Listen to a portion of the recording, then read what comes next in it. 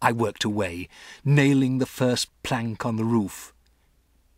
Then suddenly, out of the corner of my eye, I caught sight of a woman standing immediately below me. She was looking up at me and smiling in the most peculiar way. When most people smile, their lips go out sideways.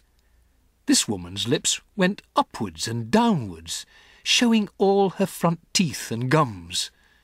The gums were like raw meat. It is always a shock to discover that you are being watched when you think you are alone. And what was this strange woman doing in our garden anyway? I noticed that she was wearing a small black hat, and she had black gloves on her hands, and the gloves came nearly up to her elbows. Gloves!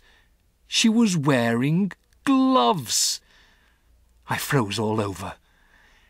"I have a present for you," she said, still staring at me, still smiling, still showing her teeth and gums. I didn't answer.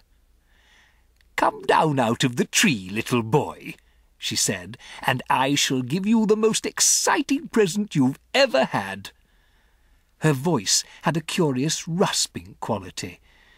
It made a sort of metallic sound, as though her throat was full of drawing pins. Without taking her eyes from my face, she very slowly put one of those gloved hands into her purse and drew out a small green snake. She held it up for me to see. "It's tame," she said. The snake began to coil itself around her forearm. It was brilliant green. "If you come down here, I shall give him to you," she said. "Oh, Grandmamma," I thought, "come and help me." Then I panicked. I dropped the hammer and shot up that enormous tree like a monkey. I didn't stop until I was as high as I could possibly go, and there I stayed, quivering with fear. I couldn't see the woman now. There were layers and layers of leaves between her and me.